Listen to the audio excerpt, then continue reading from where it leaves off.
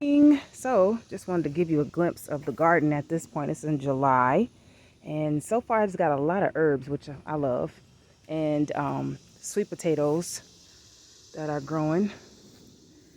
I'm mulching over them so they could grow some more, but sweet potatoes, this is actually the starter potato. So I think I bought like one of them giant potatoes from the farmer's market, and so I put one in, and there's tubers in there, but they're not ready yet. I'm gonna just wait till like the fall to pick them. But I got plenty of vine, some squash that volunteered from the compost bin, which I don't mind at all. Got some holy basil here, some ginger shoots that are coming up. This is really cool. I just threw out some watermelon seeds, and I already got sprouts. I mean, I bought a watermelon, I think, from the grocery store, and I put them in the ground. I was like, let me just scatter these in, and they already starting to shoot up. I just covered some of them with more dirt, but you can see here. Let me see. You see that one? The brown part right there is the watermelon seed, and then I already got plants. Isn't that awesome? Then I was gifted this watermelon plant, and so it's growing. I think some flowers are coming from here, so hopefully we'll see. It's kind of late in the game now, but I don't care. I just, whatever, let it grow.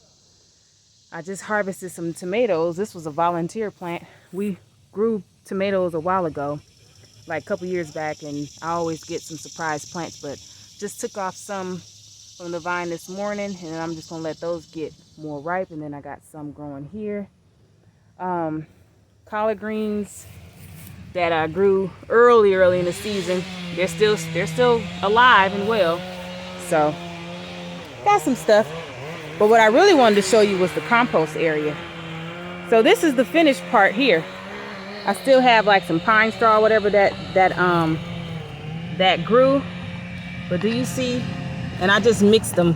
I had 2 bins, but you see that right there? That's some good humus, some good compost. You see that? This is all from the kitchen. Kitchen scraps, wood chips, plenty of life, worms and all of that. Ooh, they're cutting down some pine trees over there. And I'm so tempted to go over there and be like, can I have some? I'm so serious. The only reason why I'm hesitant is because I'm like, when you gonna process all that? Because I'm getting ready for a market tomorrow, and I'm out here in the yard, so I got a lot to do. But I'm so tempted to go get some damn pine. But anyway, this is the state of the garden right now, and I got my little tea garden there, and of course I have the main garden back there. But let me show you the compost setup. All right, so I have been collecting these crates. All right, so I've been collecting these crates, and I just been putting in different materials. So this right here, don't worry about that. I just emptied this crate. I had some cardboard, so I'm gonna put more compost on top. So the key is you want to make sure you layer. For those that don't know how to, basic compost, you layer your browns and your greens. So your greens would be considered like the food scraps and stuff, and then the brown is like wood chips, dry leaves, cardboard, things like that.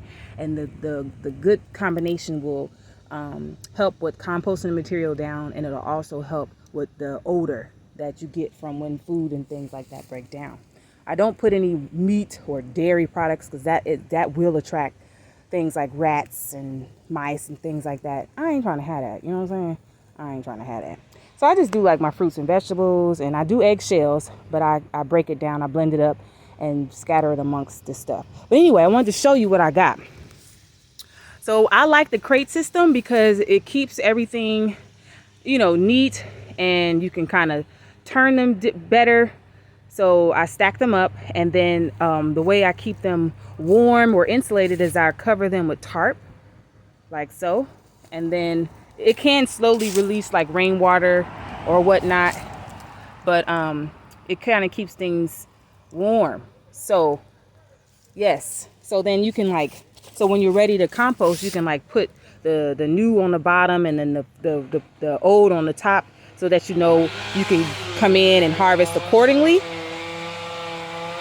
So I love that.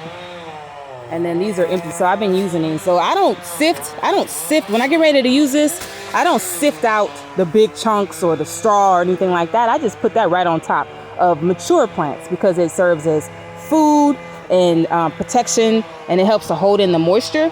But say you want to plant some seeds in this, you know, you want to start seeds in your compost, then I would definitely sift it and plant my seeds in there, and that offers them like nutrients and a soft palette to grow.